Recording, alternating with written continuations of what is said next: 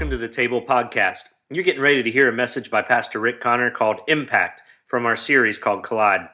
We hope what you are about to hear will bring meaning and purpose to your life. If you have any questions or if this message touches you in any way, we'd love to hear from you. You can find us at www.thetableonline.com. Well, good evening, church. Are you awake? Did the kids not do an amazing job? Yes. I get excited because when kids get up and lead us in worship and show us how it's done, that's a good thing. That's a good thing.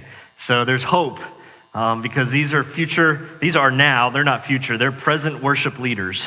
And they are leading us in a lot of different ways. And so I'm excited and grateful for them. So the next time you see Julie and her team, just give her an extra high five or a big hug or a $25 gift card to Outback or something. I don't know. Show them that you love them. Because, man, they're doing a great work with our kids, and we are appreciative. So tonight, we're starting this new conversation called Collide. And I don't know if you've ever noticed, but I think you have, that words have a lot of power. That the words have a ton of power associated with them. And I love it, especially I love it when words sound like what they mean, like an onomatopoeia. That word doesn't sound like what it means, though. I'm just going to throw that out there. It doesn't. But those kind of words like splash. I think of the word splash, and I imagine getting a face full of water or something, or giggle. And giggle's just you know what it means. It kind of sounds like what it means. Or maybe even bark. You know right away when I say bark, you hear dogs barking in your head, or a cat, meow. And for some of us that don't like cats, that's annoying. And then there's like slap. And nobody slap anybody. I know some of you are tempted. They're already doing it. But slap is another one of those words that just kind of sounds like what it means. And I think that collide is one of those words because when you say it aloud, when you say collide, let's just all say it. You ready? Collide. When you say that word, it seems like maybe, possibly, just maybe, it may be the sound that God made when he breathed the world into existence. I mean, there probably was some magnificent sound when God created the world, and I think that maybe that sound may have been like collide. And when we say the word collide, not only does it sound like a power word, I mean, I think it has some power behind it, but it usually, if we think of the word collide, it usually means something bad. When you hear the word collision, what do you think of? Car accident, right? Absolutely. And like if I were to tell you that tomorrow that you were going to have a collision, very few of us would get really excited and go, yes, we're going to have a collision tomorrow. I mean, it's a word that is powerful, but it has some negative connotations to it. And it's one of those words that I think maybe gets a bad rap. Like when I hear the word collide, my mind, every time I hear the word collide, my mind goes back to a really bad car accident that I was in college. And I can see it as plain as day. And I was in my friend's car, and we were in Riverview on 301, and a guy ran the red light, and he T-boned us, and we went spinning, I don't know how many times, and my legs, by the time the car stopped, my legs were out the window, and my head was down in the floorboard, and I don't know how I got there. And so every time I hear the word collide, my mind goes right to that replay, and it plays it back in my mind. But I think that the word collide can be a good thing, too. I think that the word has some really positive things. Like, I think about my other favorite thing, waves colliding into the shoreline. And I love that sound. I love the sound of waves colliding into the shore. And it takes me to a peaceful moment. Because, the only time I like the beach is early in the morning before the sun rises or late at night after the sun's gone. Because anytime in between, I'm Red Lobster.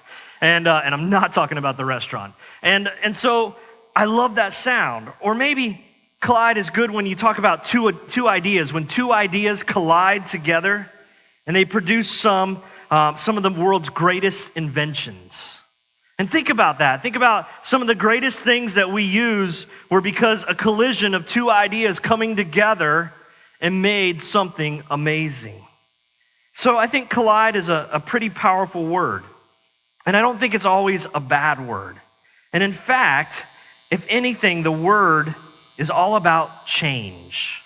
That when we think of the word collide, we think of change. and change isn't always bad. And I call it the principle of collision. And here's what the principle of collision says. It says, when two things collide, at least one of those objects isn't going to remain the same. I mean, that's the principle of collision, that when two things come together, at least one of those objects is never going to be the same. Let me show you what I mean. Check out this video. Here comes the, y'all don't really want it like that. Here comes the, y'all don't really want it like that. Here comes the, y'all don't really want it like that.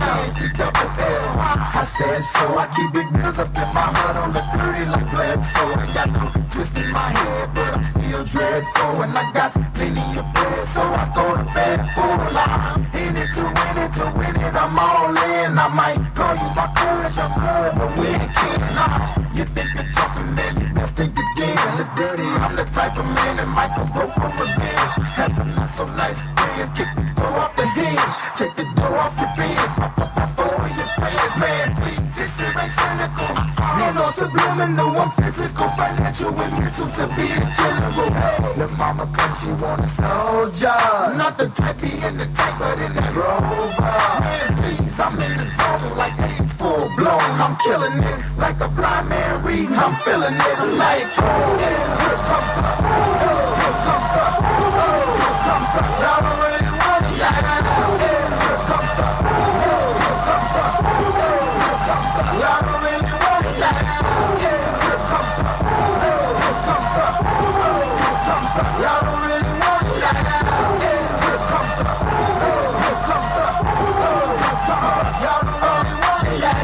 He gutter when he knew he soft his butter. He ain't never been a fighter. You can go and ask his mother.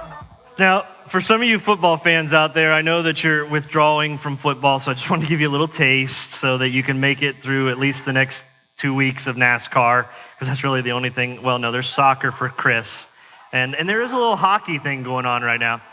So, but I couldn't find, Elaine, I couldn't find any Florida State hits, because just couldn't find any. Anyway, so collisions, the principle of collision, when two things come together and one of them is not going to remain the same. And I can guarantee you could ask every one of those guys that got hit, hey, how'd you feel after that? And they're like, I don't know, because they don't remember. And small collisions, we know, make small impacts, and huge collisions make huge impacts. And this is also true when it comes to a collision that happens between life and us. And we're always facing some kind of collision. Let me give you an example. Many years ago, I decided to go to a third world country for a week. And as a result of my trip to that country, that was very much unlike my country that I grew up in, and totally different from what I've always known and been used to, my perspective on things in life changed. My ideas of money changed, my ideas of life changed, and my ideas of time changed. There was a collision between what I thought to be true and then what other people are experiencing as true. And there was a collision, and I changed. And others have decided to go and stay in third world countries, and they stay there for 2 or 3 years, and their perspective is radically changed. They are affected even more because of theirs was a bigger collision, and it resulted in a bigger change. So I want you to think about that. When two things collide, at least one of those objects is going to change. All of us, even those of us who wouldn't call ourselves Christ followers or Christians, could identify things about our character that we wish we could change. I mean, if I got you in little groups and we talked about it, you would all be able to come up with some things that you would love to change about yourself and your character. But, and here's the tricky part, in order to actually make change happen, we have to do something. We have to take action. We have to exert energy. And it sounds simple enough, but oftentimes you and I operate like that's not the case. In the next few weeks, we're gonna talk about, we're gonna do something a little different. We usually, in church, we talk a lot about the changes that we need to make and what followers of Christ should do. And the next few weeks aren't going to look that way. For the next few weeks, I don't want to talk about changes that we need to make. I want us to have a conversation about how our lives could possibly, what our lives could possibly collide with. Collisions. How you and I could maybe position ourselves a little differently so that we might have a collision in our lives that would change us and the people around us. Because what we're going to discover is that what we collide with determines the change that is possible in our lives. That what you and I collide with determines exactly what it is that's going to change or what the possible change is in our lives. And talking about colliding can be pretty scary for most of us because most people are really afraid of colliding with something. We're afraid of the unknown. Some of us are afraid to go on a mission trip because of what might happen while you're there. And others of us are afraid to get to know some new people in your school or at work or here at church because who wants to be around somebody different? And while colliding can be scary, the truth is that every day God gives us opportunities to collide with something or someone. So what would happen? What would it be like if you and I said yes and we began to position ourselves in ways that we would collide? And there are many passages in the Bible where Jesus demonstrates this collision principle. In fact, the Gospels show that every time someone encounters the presence of Jesus, that you might even say collide with Jesus, they always leave changed. That as you read Matthew and Mark and Luke and John and you see Jesus having these little collisions with people, that the people never left that experience the same. And while even if these people get really mad, and even if they decide that Jesus has to die, people are moved to do something in the presence of Jesus. Something happens when they encounter him, and they don't stay the same. In most of the stories, people leave the presence of Jesus with a brand new perspective. Some leave with a brand new body or a brand new start. And the woman that we're going to look at tonight experiences all three of those things. Her story is found in the Gospel of Luke, and if you have your Bibles, just encourage you to flip open to Luke chapter 8. And Luke is a guy that he not only wrote the book, the Gospel of Luke, but he also wrote Acts. And he was a physician by trade. And so let's read together Luke chapter 8. We're going to start in verse 40 and read to verse 48. It says, "Now when Jesus returned, the crowd welcomed him, for they were all waiting for him. And there came a man named Jairus, who was a ruler of the synagogue. And falling at Jesus' feet, he implored him to come to his house. For he had only one daughter, about 12 years of age, and she was dying. As Jesus went, the people pressed around him. And there was a woman who had a discharge of blood for 12 years. And though she had spent all her living on physicians, she could not be healed by anyone. She came up behind him and touched the fringe of his garment, and immediately her discharge of blood ceased. And Jesus said, 'Who was it that touched me?' When all denied it, Peter said, 'Master, the crowds surround you and are pressing in on you.' But Jesus said, 'Someone touched me, for I perceive that power has gone out from me.' And when the woman saw that she was not hidden, she came trembling, falling down before him, and declared in the presence of all the people why she had touched him and how she had been immediately healed. And Jesus said to her, 'Daughter, your faith has made you well. Go in peace.'" Now, I always like this passage. I love the Jedi nature of Jesus' comment when he says, "Power has gone out from me." I mean, who talks like that? Nobody talks like that. Maybe Yoda talks like that. May the fourth be with you, by the way. But at the same time, I love this story. I appreciate this story even more when I consider who is writing it. I mean, Luke was a doctor, a man who had built his life around the idea of trying to fix people. But as Luke tells us in his letter, this woman had been bleeding for 12 years, and not one person, no doctor, no healer, no one could do anything to help this woman. Luke tells us that she had spent her life savings, everything that she owned, to try and get rid of this affliction that she was dealing with for 12 years. And her situation seemed hopeless. But she wasn't willing to give up. She was willing to do whatever she needed to do to get some answers and ultimately some wholeness in her life. And so 12 years, I don't know about you, but 12 years is a long time to deal with a not so pleasant or inconvenient ailment. I mean, if I have a cold for more than a day, I'm miserable. And I'm no fun to be around. You can ask my wife. I curl up in the fetus position like I'm dying. And she's like, it's a cold. I'm like, but I'm dying. She's like, but it's a cold. Take some NyQuil. And I go, but I'm dying. And I'm the worst person in the world to be around. If I have a slight fever, you just might as well start digging the hole because I'm dead. And I don't want to leave the house, and I don't want to be in a crowd. I don't want to be around people. And yet I have a mental image of this woman, and she's just heard that Jesus is coming. And I don't know, maybe a little kid was running down the street saying, Jesus is coming, Jesus is coming. Or maybe just some people were talking, and she certainly didn't get a text message or anything, but she knows or finds out that Jesus is coming to town, the one that had turned the water into wine, the one that had raised someone from the dead, the one that had healed the sick, and he was coming to her place, to her town. And perhaps in that moment, she was ready to give up, or maybe she had already given up all hope, but she thought there might just be something about this Jesus guy.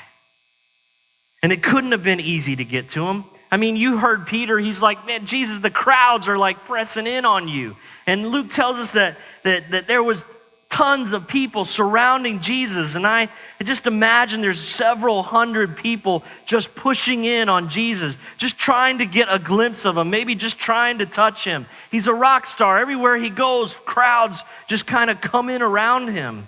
And here is this woman who wouldn't have been able to just walk up to Jesus, and she would have had to fight her way through the crowd. I mean, she would have had to push and shove and maybe knock down and maybe do a little elbow to some people just to get to Jesus. And she knew what was on the line. And her condition wouldn't change unless she forced herself to have a collision with Jesus.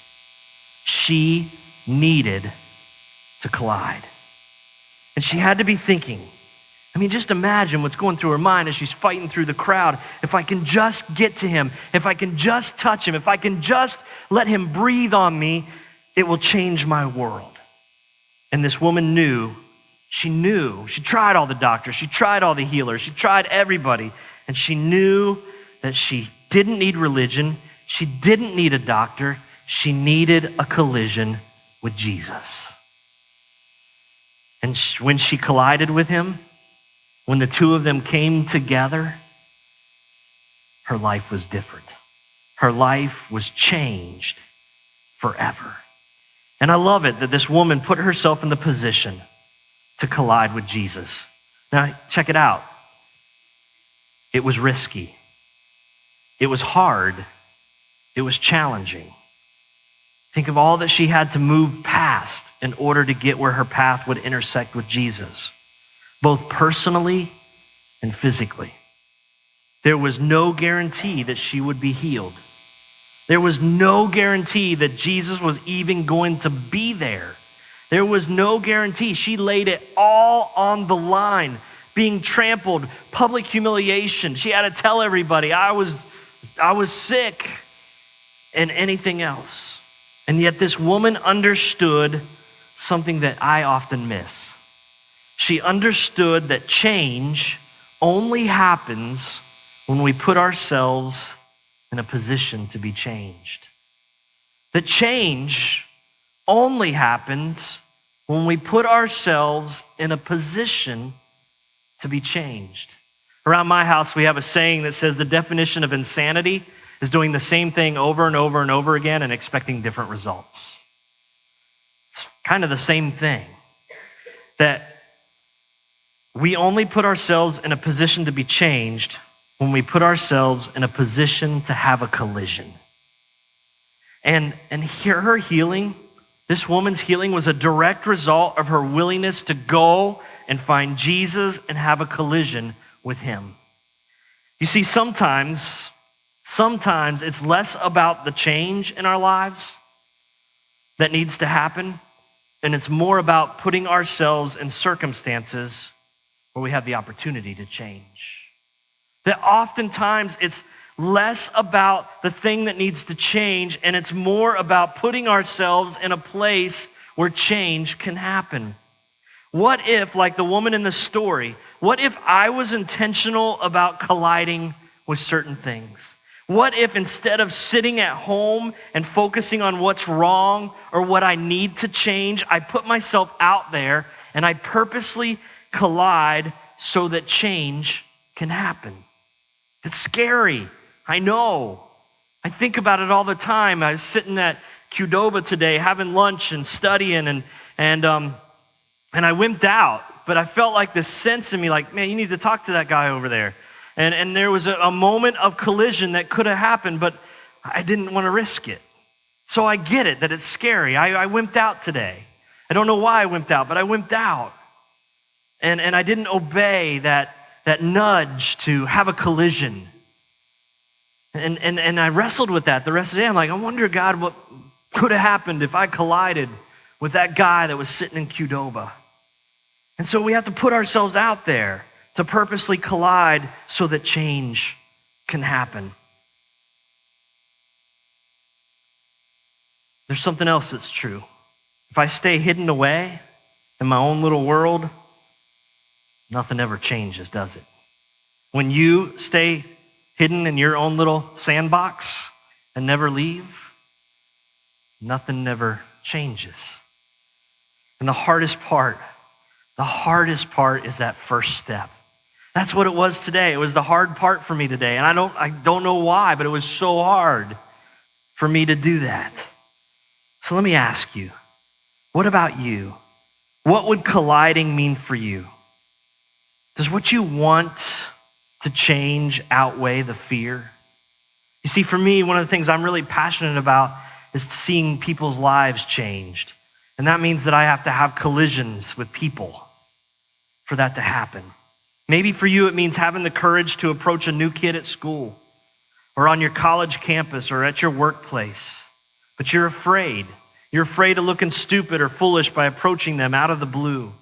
Or maybe it means deciding to finally take a step and volunteer somewhere, maybe here at church or somewhere in the community. And you're afraid though, well, what if I do it wrong? What if I don't do it right? What if I miss a day? And you just talk yourself out of it. Or maybe it means having a tough conversation with a friend or someone in your family. And your feelings were hurt by something that was said or done, and the relationship has been damaged. But you're afraid to talk about it. You're afraid of looking vulnerable in front of that person, so you just stay in your own little space, never to collide. Here's the deal. If we don't collide, we don't change. If we don't have a collision, there is no change.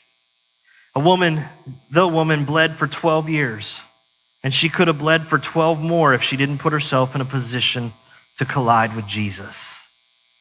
If we keep doing what we've already done, we will keep getting what we've already gotten. If we keep doing what we've already done, we will keep getting what we've already gotten. See, only a collision can change what needs to change. It's scary, I get it.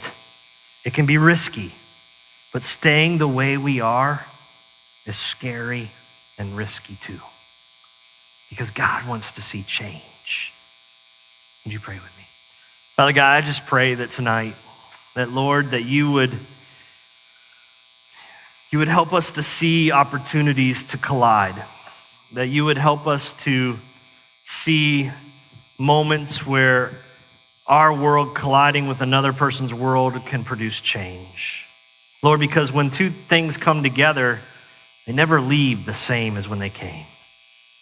So Father, I pray for courage in each and every one of our hearts to put ourselves in a place where we can collide with other people and other events that will change us or change other people. In your name I pray, amen. Hey, real fast, next week, we're gonna continue to talk about collide, and I want you to come back because next week we're gonna talk about how we do that. How do we position ourselves for a collision? So don't miss next week.